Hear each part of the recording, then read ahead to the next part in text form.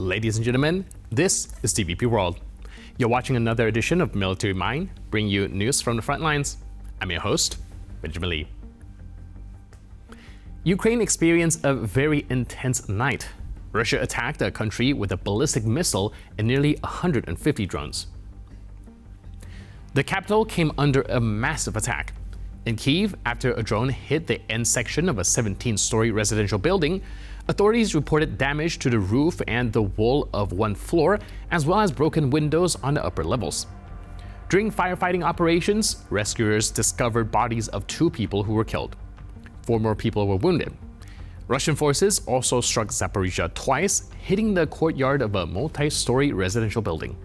The attack caused a fire, damaged more than 100 apartments and around 20 cars, and at least 12 residential buildings sustained damage.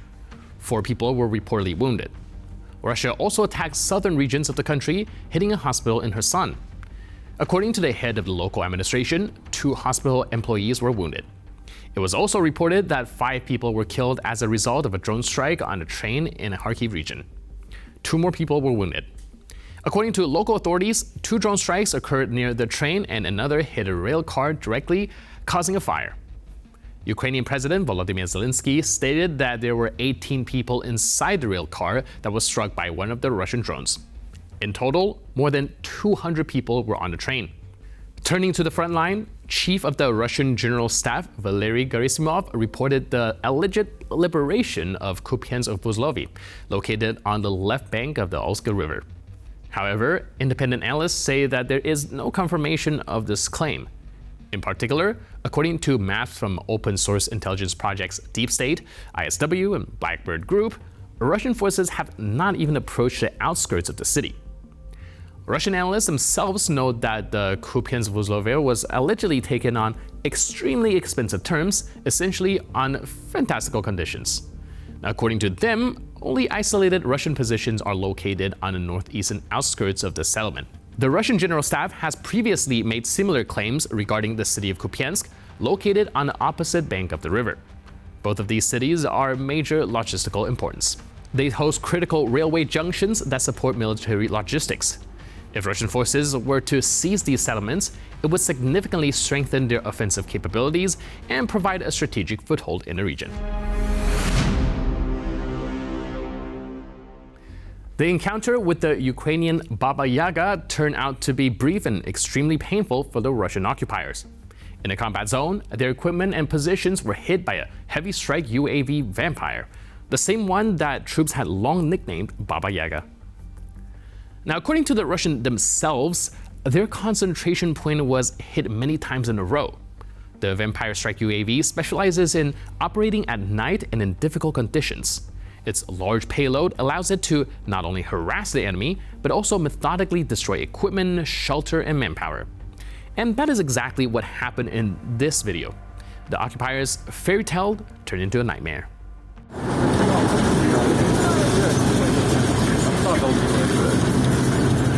Сколько в нее прилетело? Раз 10 точно. Мы, блядь, раз 6 Баба Яга 10, да? Летала. Красова по 3, по 6, по 2, по 1. И комиков штук 12. Потом пакет. Слопок ебашили. Ушибы знатно. Прыгай. Не, сейчас, подождите. Бай. Не надо. Пушки вот эти большие. Вот, кажется, холодно. Дотянули. Когда она своим ходом уебывает.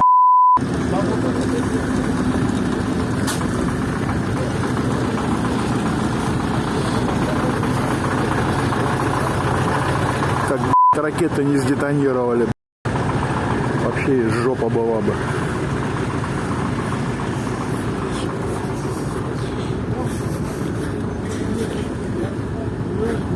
Раму порвал. Не порвал. Всю посекло, всю побило, блядь. Мы снимали все подряд уже. Это пот. Глянь. Говорит, открой капот, посмотри. Да, сейчас открывать. Крышки, да, там разворотило все. Я поедет, стой! Отходи, отходи.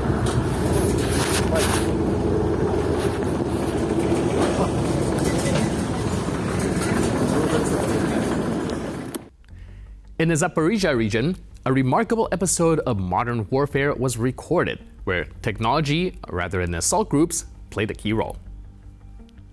While performing a combat mission, a Ukrainian ground-based robotic complex forced a group of Russian soldiers to lay down their arms and surrender. Undercover, with the support of operators, the complex advanced to enemy positions, demonstrating control over the situation and superior situational awareness. Realizing the hopelessness of their situation and under constant surveillance, the Russian military decided not to resist. The prisoners were subsequently handed over to Ukrainian units in accordance with the procedures and norms of international humanitarian law.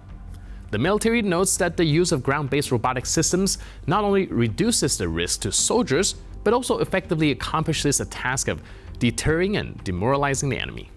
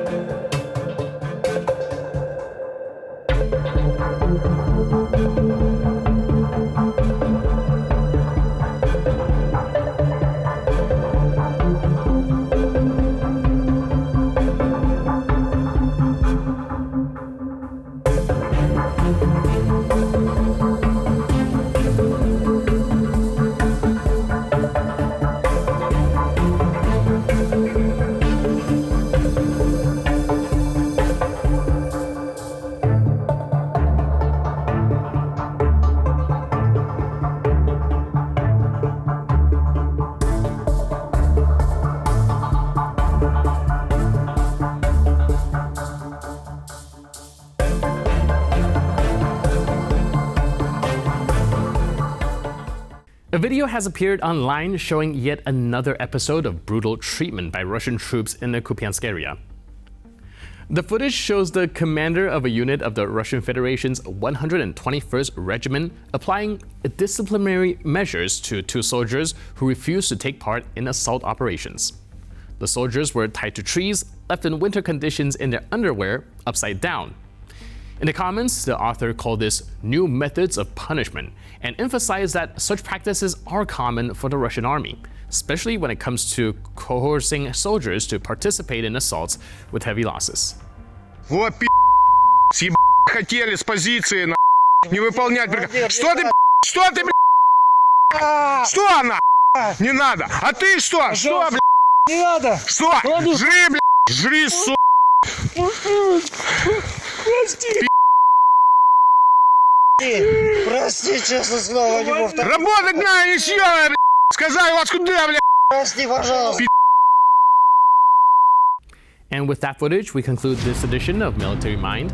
But for more news, update, and commentary, please stay tuned to TVP World.